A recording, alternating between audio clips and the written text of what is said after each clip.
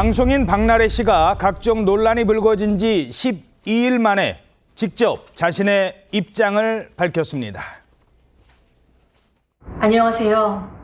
개고먼 박나래입니다. 많은 분들에게 걱정과 피로를 누린 점 무겁게 받아들이고 있습니다. 사실관계를 차분히 확인해야 할 부분들이 있어 법적 절차를 진행 중에 있습니다.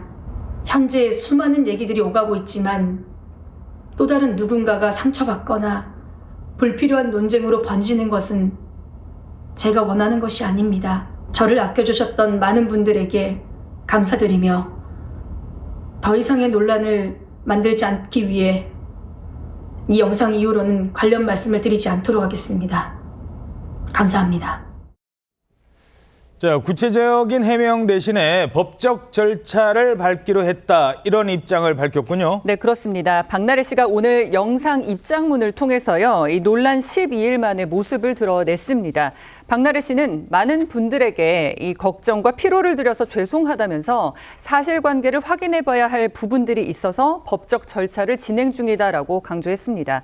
그러면서 누군가를 비난하거나 책임을 따지기 위한 것은 아니다. 그리고 누군가가 상처받거나 불필요한 논쟁으로 번지지 않기를 바란다고 말을 했고요. 이 영상 이후로 관련 발언은 하지 않겠다라고 덧붙였습니다.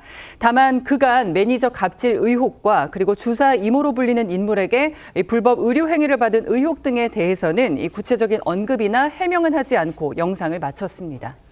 자, 일단 법적 절차를 지켜봐야 할 것 같은데요. 그런데 이 와중에 또 다른 의혹도 제기됐다고요?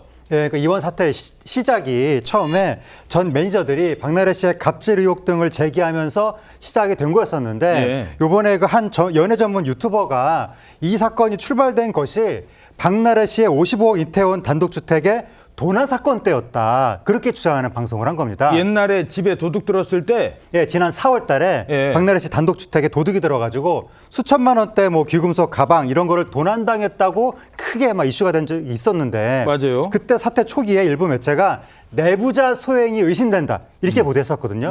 그래서 네티즌들도 그때 내부자 누가 의심된다 한참 이슈가 됐었는데. 동료 개그맨도 거론됐었고. 그렇습니다. 그 당시에 이제 해당 연애 전문 유튜버에 따르면 박나래 씨의 전 남자친구가 박나래 씨의 스태프들, 매니저 등 3명의 스태프한테 근로계약서 작성에 필요하다라고 하면서 개인정보를 좀 달라라고 했다는 거예요. 근로계약서에 필요하니까 개인정보를 달라고 했는데 근데 그때까지 스태프들은 근로계약서 작성이 안 돼 있었고 4대 보험도 돼 있지 않았었기 때문에 이제 드디어 4대 보험 해주나 보다 싶어서 이름, 주민등록번호, 주소 이런 걸 자필로 적어서 제출했다고 합니다. 자, 제출을 했더니 그런데 나중에 알고 보니까 그러한 개인정보가 경찰에 그 주택 도난 의심 용의자 참고 자료로 제출이 됐다. 그래서 배신감을 느꼈다라는 게 해당 연애 전문 유튜브의 주장입니다. 자, 그러니까 매니저들의 개인정보를 다른 좋은 일 때문에 쓰는 줄 알았는데 도난 사건의 용의자 정보로 제출이 됐다고요? 그렇습니다. 해당 유튜버에 따르면 당시 한 매니저가 담당 수사관에게 연락을 했다가 당신들 역시 용의선상에 올라있다 이런 답을 듣게 되면서 이걸 알게 됐다고 합니다. 박나래 씨 측으로부터 개인정보가 넘어간 것을 그때서야 알게 됐다는 건데 유튜버는 당사자들이 근로계약인 줄 알고 넘긴 개인정보인데 이게 자신들을 의심하는 근거 자료로 활용이 됐다는 점에서 큰 배신감을 느꼈다 이렇게 전했습니다. 그동안 이 박나래 씨의 갑질 등을 참고 지내왔었는데 도둑으로 의심받기까지 하고 계약서 써준다고 개인정보 가져갔는데 이걸 피의자 정보로 제출을 했다라는 점에서 감정이 크게 상했다라는 얘기를 하고 있는 상황입니다. 자, 그런데 도둑 잡고 봤더니 전혀 모르는 사람이었잖아요. 그렇습니다. 실제 검거됐던 범인은 박나래 씨와 아무 관계가 없던 제3자 외부인의 소행이었습니다. 그러니까 내부자의 범죄가 아니었다는 건데요.